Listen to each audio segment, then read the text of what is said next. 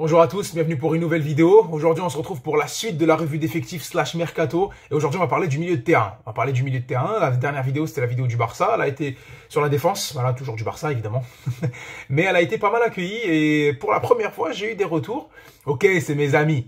Oui, mais ça compte quand même. Fais-nous une vidéo. Il faut garder un petit peu la trend. On va parler du milieu de terrain. Battre le fer tant qu'il est chaud. Aujourd'hui, on va parler du compartiment de jeu qui caractérise le plus le Barça ces dernières années. On va parler du milieu de terrain. Et oui, le Barça a construit sa récente hégémonie, du moins ces dernières années, où elle a choqué complètement le monde sur la force de son milieu de terrain. Genre, ok, donc on avait des Xavi, des Iniesta, des Busquets. On va pas refaire tout ça. Je pense que si vous êtes sur cette chaîne, vous les avez connus, ou du moins, ça vous fait mal d'en parler ou d'y penser. Et c'est tout à fait normal. Mais même quand il y avait pas ces trois joueurs-là, t'avais un Yaya Touré, t'avais un Seydou Keita. Le Barça a toujours été présent d'un point de vue milieu de terrain et c'est ce qui lui a permis de dominer de très très grandes équipes. Et ça en devenait même ridicule. Et ils en ont même imposé une marque. C'est-à-dire que le Barça, c'est la force au milieu de terrain. Okay, caractérisé principalement par son duo espagnol, donc Xavi Iniesta, bien sûr. Mais ça a toujours été ça, finalement. Et sauf qu'on remarque ces dernières années que le milieu de terrain du FC Barcelone, il est en décrépitude. Et ça peut s'expliquer par plusieurs choses. Déjà de 1, le manque de qualité. C'est indéniable, hein, la qualité des joueurs elle a grandement réduit. Tu avais à l'époque des Xavi, des Iniesta, des Busquets, etc.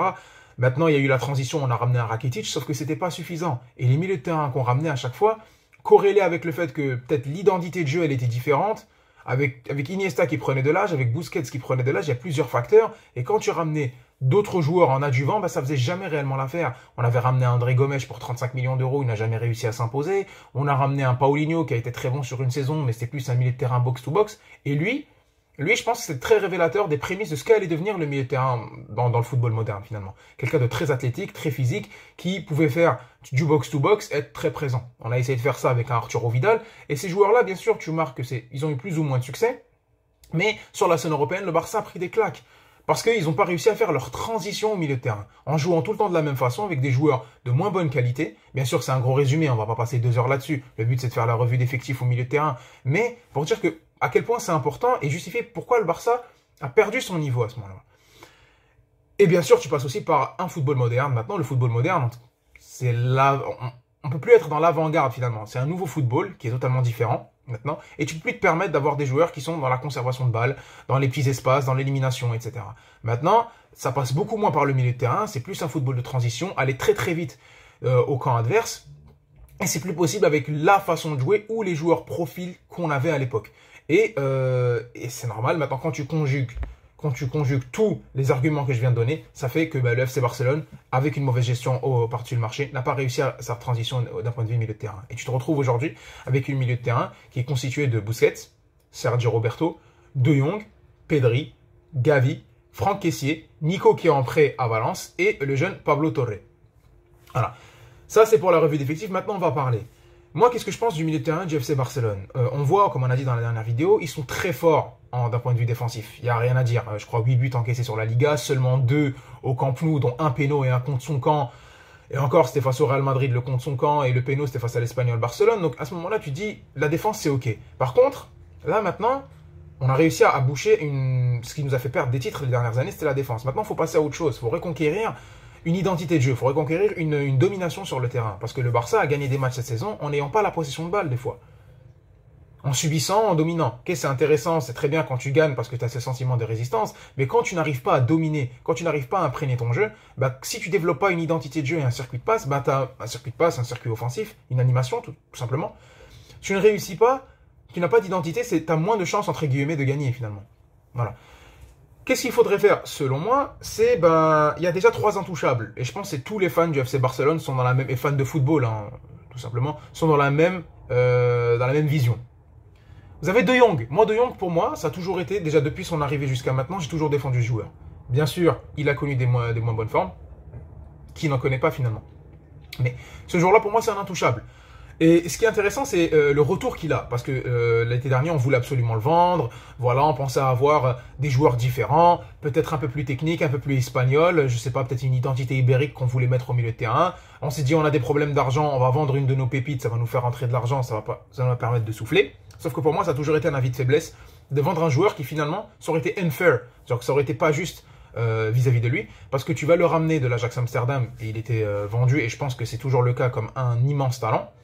Et il arrive à Barcelone dans un contexte complètement éclaté. Il arrive la saison où on perd la saison du fameux 8-2, où Valverde il part en milieu de saison, on te ramène Quique Sétienne, et la saison d'après il a Koeman, après il a encore Koeman, ça change avec Xavi, ça se passe mal, etc. Et maintenant, il passe de joueur qui n'était pas spécialement titulaire en début de saison, hein, à un indispensable maintenant au milieu de terrain du Barça, et qui enchaîne masterclass sur masterclass.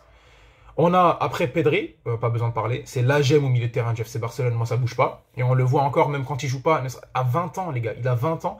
Le gars, c'est la caution créative du FC Barcelone. Il joue pas, créativement t'es réduit. Et on le voit, parce qu'il a cette capacité déjà à beaucoup courir, mais aussi à se projeter et à être très proche de Lewandowski, à bien combiner. Et vous vous souvenez tout ce qu'on a pu voir à l'époque, entre les combinaisons entre les deux joueurs, ne serait-ce qu'en début de saison, tu les vois moins parce que Pedri n'est pas là. À ce moment-là, ce joueur-là est intouchable. Et Gavi, pour moi, Gavi ne doit pas bouger, mais... Gavi ne doit pas bouger, mais... Pourquoi il ne doit pas bouger? Parce qu'il a 18 ans, il est déjà en équipe nationale d'Espagne, c'est le Golden Boy, et c'est un profil, le FC Barcelone, on a besoin. C'est un mec qui adore le club, et ça c'est super important, parce que tu dis non, c'est pas spécialement stricto sensu au terrain. Non, Gavi adore le FC Barcelone, et ça se voit sur tous les efforts qu'il fait. Le mec, il a 18 ans, t'as l'impression que s'il court pas 12 km par match, c'est pas normal, il se sent pas bien. Et on le voit encore dans... il faut le calmer, bien sûr, mais c'est un joueur qui est très très essentiel. Il n'est pas, ce n'est pas juste quelqu'un qui court ou quelqu'un qui est rugueux malgré sa petite taille avec son agressivité, mais quelqu'un qui est aussi très très propre techniquement. Et à ce moment-là, moi je me dis, il a que 18 ans, il peut augmenter son niveau de jeu, on peut encore le polir, je pense que c'est un diamant brut. Et avec un joueur comme Xavi en tant que coach, enfin un coach comme Xavi, ancien joueur iconique au milieu de terrain, je pense qu'il y a moyen de le faire. Sauf que, selon moi, un joueur comme Gavi ne devrait pas être titulaire dans un FC Barcelone, normalement. Ça devrait être quelqu'un qui devrait commencer un match sur 3, si c'est une wonderkid, wonder star absolue, tu vois. Cela dit, il devrait avoir des 30, 40, 50 minutes de jeu, parce que finalement, tu vois que créativement, il n'apporte pas énormément. Et s'il joue à gauche, c'est parce que c'est un milieu de terrain qui est très bien formé à la Masia, pardon, au Barça, du coup, et il prend très bien les espaces. On l'a vu plusieurs fois, aller prendre l'espace, étirer la défense, c'est quand ils sont regroupés au niveau de la surface de réparation, il va prendre l'espace en courant vers la ligne de corner. Des fois on le serre, ce qui permet d'étirer un petit peu le bloc, ou des fois même en faisant juste sa course, ça déconcentre le vis-à-vis du latéral ou de l'ailier qui est sur place. Donc le mettre sur l'ailier en aile gauche, c'est très intéressant, et en plus de sa grosse capacité à se bouger. Ça qui est ouf. Donc avoir une grosse activité. Mais selon moi, ce joueur-là, il doit encore être poli. Parce que si demain tu vas ramener d'autres joueurs, on va en parler dans les rumeurs mercato, des joueurs qui pourront s'installer dans un 4-3-3, parce qu'in fine, le 4-4-2 à la Xavi, là c'est plus une solution de réaction, c'est pas de l'action, c'est de la réaction. Parce qu'il se dit voilà, mes ailiers ne sont pas en forme, on en parlera aussi dans la vidéo sur les attaquants, mais mes ailiers ne sont pas en forme, je vais mettre quelqu'un qui sait prendre les espaces, qui se donne, qui va courir, qui va compenser le fait qu'un de mes milieux de terrain ne court peut-être pas autant, donc Busquets, pour pouvoir permettre une sorte d'équilibre. Voilà. Donc, mais on le voit, créativement, ça a encore des limites et encore plus quand Pedri n'est pas là. Cela dit, pour moi, c'est un intouchable, on doit le garder. Voilà. Maintenant, on va parler des mouais, des joueurs mouais. Voilà. Mouais. Moi, les mouais, à la base, il ne devait pas y en avoir. Parce que quand tu vois le milieu de terrain du Barça, soit tu as des mecs qui sont intouchables, soit tu as des mecs qui doivent partir. Sauf qu'à un moment donné, il faut savoir mettre de l'eau dans son vin. À 2 jours du Ramadan. faut savoir mettre de l'eau dans son vin et se dire, bon, ben, les gars, écoutez, on va être réalistes. On n'a pas les moyens d'attirer les grosses stars ou d'avoir 5 joueurs classe mondiale au milieu de terrain, 3 sur le terrain, 2 sur le banc qui attendent avec un jeune qui va profiter de quelques occasions. On sait que c'est pas le cas. Donc qu'est-ce que tu fais? Tu vas avoir des Sergio Roberto et des Franck Kessié. En fait, c'est vrai que c'est bizarre d'en parler après le Classico parce que c'est eux qui marquent dans le Classico, des joueurs que je voulais voir partir et que je veux encore... En vrai de vrai, ne pas les voir au FC Barcelone. Sergio Roberto, je pense que beaucoup de fans du Barça partagent ça. Cela dit, moi j'ai changé ma vision sur lui parce que avant on voulait qu'il parte parce qu'il jouait en latéral droit. Et il a toujours fait partie des claques que le Barça a pris en Liga. Et on le voyait comme un joueur pas très sûr finalement, qui n'était pas fait pour jouer en latéral. Et qui était devenu aussi un petit peu le symbole des déroutes du FC Barcelone, que ce soit en championnat, en coupe, ou même en Ligue des Champions, et même en Europa League. Même s'il ne les a pas joués les rencontres, à part la dernière face à Manchester United. Donc tu dis, ce gars-là, c'est un petit peu l'ambassadeur du Barça qu'on n'a plus envie de voir. Voilà, c'est un milieu de terrain moyen, pas extrêmement fort techniquement. Il est venu dans une période où la Masia ne produisait pas grand-chose. Il a profité qu'il y avait le grand Barça. son but face au Paris Saint-Germain pour la belle remontada qu'on avait fait. Donc à ce moment-là, il y avait beaucoup d'attentes placées sur lui parce qu'on se disait, pour ce que je vous ai dit en début de vidéo, on n'a pas... les milieux de terrain, ça commençait à s'essouffler. Et t'as un milieu de terrain espagnol qui joue en équipe première, qui vient de la Masia, on avait beaucoup d'attentes sur lui. En tout cas, moi, c'est comme ça que je le percevais. Et j'imagine que beaucoup de fans du Barça le percevaient de la même façon. Cela dit, il n'a pas contenté, entre guillemets, les attentes qu'on avait sur lui. Mais c'est normal parce que c'est pas ça son niveau. Et je pense que c'est quelqu'un qui s'est énormément donné pour le club en jouant en latéral. Mais malgré ça, moi je me suis dit, il doit pas prolonger, il doit partir, casse-toi, tu vois, c'est part, toi, prends avec toi-même des joueurs moyens, on en parlera de Kessié et on parlera du cas Busquets juste après. Sauf que là, moi je vois les derniers matchs, quand il est replacé au milieu de terrain, dans une optique de constituer un groupe qui doit aller tutoyer les plus hautes sphères du football. Tu vas pas mettre Sergi Roberto comme titulaire. Même le faire rentrer comme remplaçant, c'est vrai que tu peux te dire, bon, quand tu dois affronter des Kimmich, des Goretzka, Sergi Roberto, ce n'est plus ce que c'était. Le joueur qui pouvait prendre la balle, aller parcourir plusieurs mètres, etc. Cela dit, le FC Barcelone, son renouveau doit aussi passer par la domination sur le terrain national. Tu ne peux pas directement être compétitif en Europe. Si tu dois être très bon nationalement, tu peux être très bon en Europe.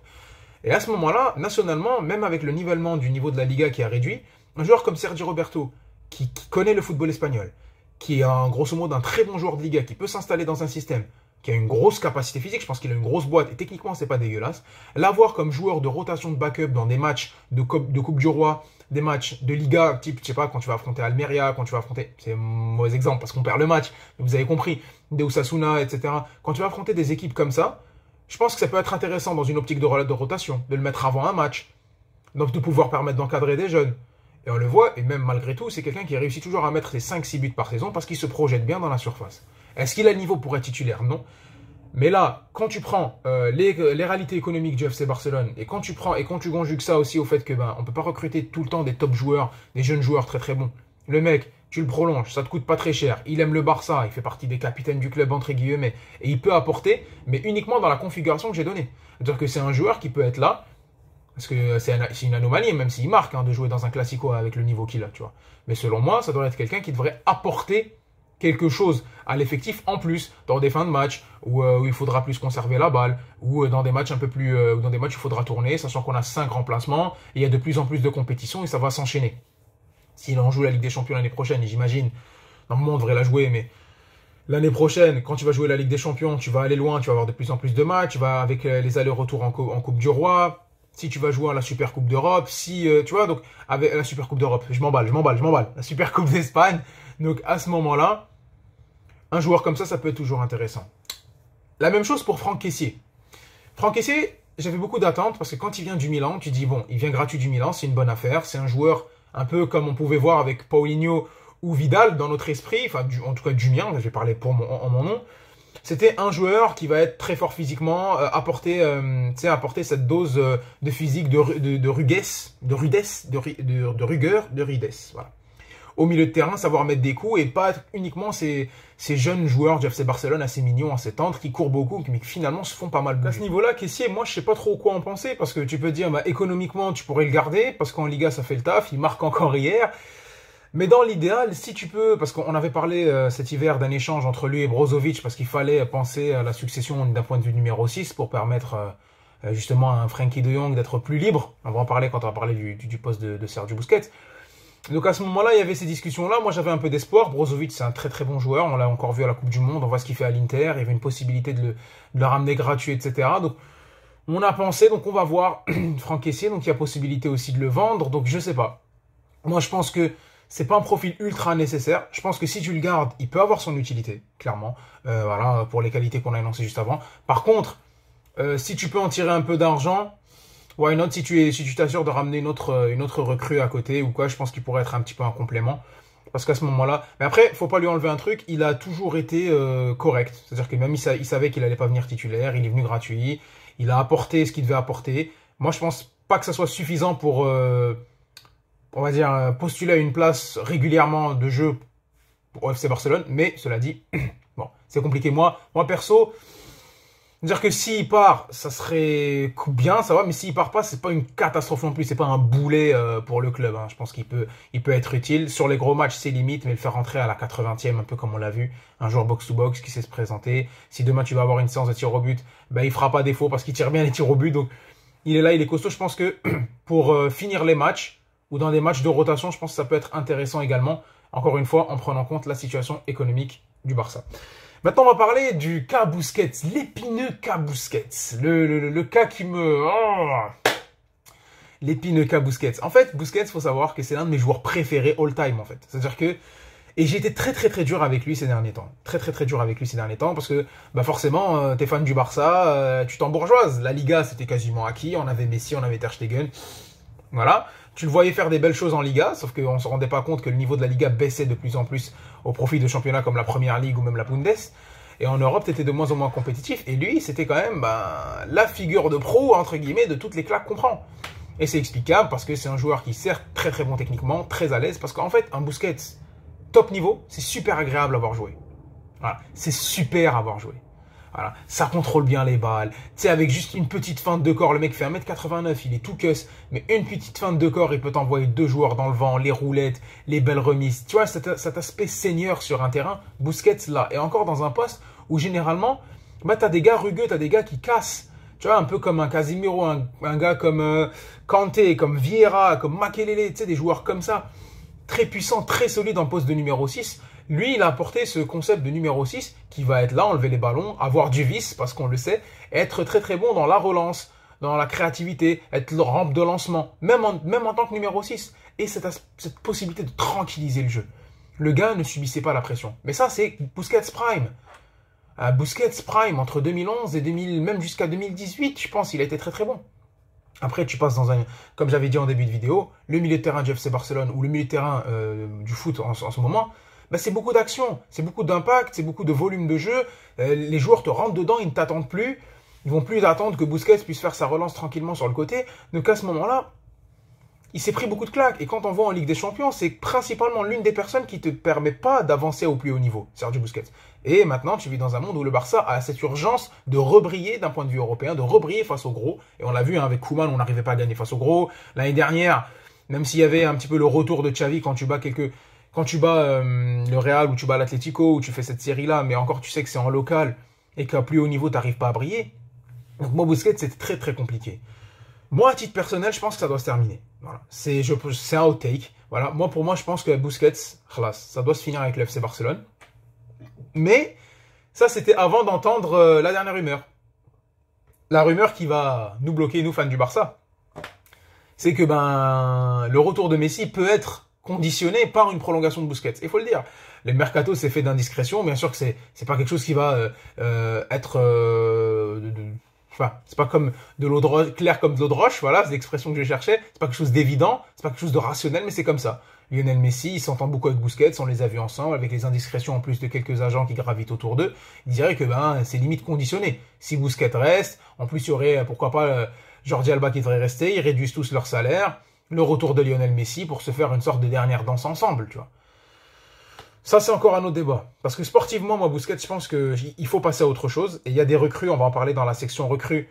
Il y a des recrues qui peuvent faire son taf, je pense. Et il faut à un moment donné acter la transition pour plusieurs choses. Déjà, apporter du sang neuf, moderniser ce milieu de terrain et permettre à Frenkie de Jong d'être totalement libre. Parce que tu vois que Frenkie de Jong, quand il va avancer, parce qu'il a beaucoup de boîtes, il va avancer, il va courir pour aller presser haut, ou il va essayer de se projeter. Tu as un Pedri qui va faire la même chose, ou des fois même Gavi qui va faire la même chose. Tu as un Busquets qui, lui, va laisser beaucoup trop d'espace. Et on a vu à l'image des matchs face au Bayern, où tu avais un Kimmich ou un Goretzka qui restait tranquillement entre les lignes, et que tout l'effort que faisait Frenkie de Jong était cassé par un Busquets qui restait derrière, qui ne pouvait pas suivre. On l'a vu sur des contre-attaques où il ne pouvait pas suivre, il n'avait pas le même volume de jeu. Et c'est pas suffisant d'avoir juste une bonne qualité de passe, etc. Ça peut marcher en équipe d'Espagne, mais c'est un autre contexte. C'est un football d'équipe nationale. Il n'y a peut-être pas autant d'applications tactiques qu'un club. C'est pas la même chose. Ça n'a rien à voir, le football d'équipe nationale. Non, voilà. Donc à ce moment-là, moi j'étais timoré. Tu dis, tu le gardes. Mais à un moment donné, il faut être rationnel. Moi, si je pouvais avoir le Busquets Prime des années 2015, mais jamais de la vie il bouge. Sauf que malheureusement, c'est plus le cas. Et si tu veux permettre à un joueur comme Frenkie de Jong de pleinement exploser, de ramener un autre joueur qui va être là, qui soit va jouer en numéro 6 et permettre à Frenkie de Jong de monter, soit permettre à Frenkie de jouer en numéro 6, lui, et avoir un milieu de terrain un peu plus box-to-box. Et à ce moment-là, tu peux tirer la quintessence d'un Frenkie de Jong qui, quand Busquets n'était pas là ou blessé, a joué au poste de numéro 6, a été totalement incroyable. Voilà, Frenkie de Jong, c'est fou, en fait. Là, comment il contrôle la balle. Le mec aussi, il ressent pas spécialement la pression. Il est très physique, très combatif, rapide, costaud. Il est très endurant, il se projette bien, il prend presque tous les ballons de la tête. C'est très très bon, un Frenkie de Jong. Et lui aussi a une belle qualité de passe. Et je pense qu'il faut acter le passage maintenant à une nouvelle génération sur le milieu de terrain. Il faut acter ça. Cela dit, là, tu es conditionné parce qu'ils veulent absolument un retour de Lionel Messi. Ça serait bien pour les fans du Barça, ça serait bien économiquement pour le club. Ça permettrait même politiquement pour Laporta justement, parce qu'il y a beaucoup de fans du Barça qui lui en veulent. T'as mal fait partir Messi, etc. Donc le fait de ramener Messi, et on sait que Lionel veut revenir. On en parlera dans la vidéo attaquant. Mais Lionel Messi, on sait qu'il veut revenir. Et si c'est conditionné par ça, ça va être très compliqué. Ce qui, à l'état actuel, c'est qu'on propose à Busquets une prolongation de contrat. Il a moins de salaire.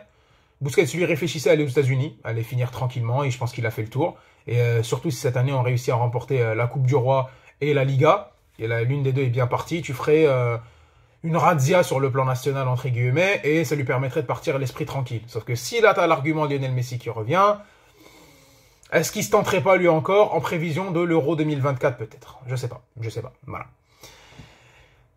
On va parler maintenant des deux autres derniers composants de notre milieu de terrain, qui sont qui?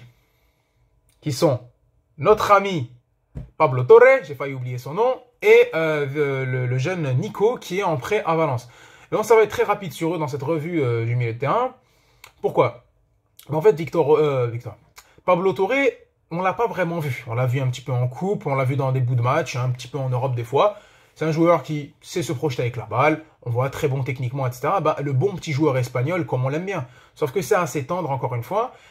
Et il faut penser à ce qu'on peut faire avec lui. Parce que si tu gardes tous les joueurs que j'ai dit avant, et tu vas ramener encore un renfort de plus, ça fait qu'il y aura une place qui va se décaler au milieu de terrain. Il faudra penser peut-être à le prêter. Si tu lui garantis du temps de jeu, même minime, qui veut rester, grandir avec le club, et lui, il a cette patience, il a cette volonté de progresser avec le club, moi je pense que tu peux le garder.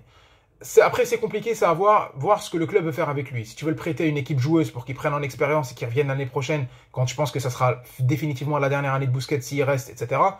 Oui. Mais, donc à ce moment-là, c'est un peu compliqué, il n'y a pas énormément de choses à dire sur lui. Et Nico, moi je vais être honnête, j'ai pas vu les matchs de Valence. Ce que je sais, c'est que Valence, c'est très compliqué, il joue pas spécialement. T'as un Ilaïch Moriba qui lui, il joue par contre. Valence, c'est compliqué, ça, pour des problèmes de gestion en interne, même sportivement, c'est très compliqué. Ils se sont séparés de Gattuso il n'y a pas longtemps. Nico, je sais pas où il en est. Nico, c'était un très très bon profil d'un point de vue milieu de terrain pur au FC Barcelone. Moi, j'aimais bien. Et il nous a pas mal aidé l'année dernière. Il est assez grand, costaud, pas mal techniquement. Il se projette bien. Et je pense que ça peut être un milieu de terrain d'avenir. Est-ce que, de ce qu'il a montré l'année dernière, c'était un crack au niveau de Pedri et de Gavi pour qu'il reste? Non. La preuve, il a été prêté. Par contre, est-ce qu'il pourrait pas revenir et faire du bien au milieu du FC Barcelone? On ne sait pas, seul l'avenir nous le dira. Je pense qu'ils ont besoin, encore une fois, d'avoir une équipe qui leur permet de jouer. C'est super important, du temps de jeu. Je préfère un joueur qui va jouer quelques mois dans une équipe plus faible, et revenir au FC Barcelone plus tard. Tes acquis d'un point de vue milieu de terrain, tu l'as. Après, tu vas juste essayer d'adapter ton curseur sur l'exigence que va demander le Barça ou le système de jeu. Même si tu vas aller faire un prêt une année à Osasuna, par exemple, si c'est une équipe qui est joueuse, qui a un bon état d'esprit, qui va te permettre de prendre tes responsabilités, apprendre énormément, revenir au FC Barcelone, même si tu dis c'est un autre niveau, ça sera toujours mieux que de rester sur le banc et regarder les autres jouer. Voilà. Les gars, ça c'était la première partie de la vidéo sur le milieu de terrain. Donc on a fait une analyse complète, parce que là ça commence vraiment à faire long. L'analyse complète du milieu de terrain, donc c'est la première partie, donc c'est la partie 1. Il y aura une partie 2 que je vais tourner et que je vais poster sur les rumeurs mercato et où est-ce qu'on peut implémenter. Donc c'est très intéressant, il faudra regarder cette vidéo pour mieux comprendre l'autre. Donc là c'est une vidéo revue du milieu de terrain du FC Barcelone pour la saison et qu'est-ce qu'on pense à faire pour la saison prochaine. C'est important de faire la vidéo maintenant, encore une fois, parce que il y a les 12 points d'avance, et maintenant il faut directement penser à la saison prochaine. T'as plus de Coupe d'Europe, le championnat c'est quasiment acquis, il faut se projeter. Donc, encore une fois, merci d'être resté jusqu'à la fin de cette vidéo, j'espère que vous avez apprécié mon contenu. C'est qu'une première partie, on va parler tout de suite de la vidéo, on va faire une vidéo bien sûr sur Gundogan, voilà, on va spoiler, hein, sur Gundogan, sur Bernardo Silva, sur Florian Wirtz, j'ai vu passer ça, Kanté, Brozovic, bref. On va parler des rumeurs mercato au milieu de terrain. Mais en tout cas, j'espère que cette revue d'effectifs vous a plu et on se voit très très vite pour la prochaine vidéo. N'hésitez pas à liker, vous abonner, commenter, apporter votre soutien, être présent sur mes réseaux. Je vous invite à faire ça et on se voit très très vite. Ciao la team et Visca Barça.